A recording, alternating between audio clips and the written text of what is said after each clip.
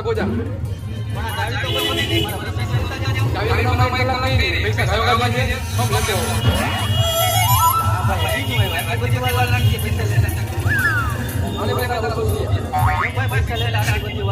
મકાન માલિક પૈસા ક્યારે મને ખબર નથી મકાન તમારું હું તો ચોરી કરવા આવ્યો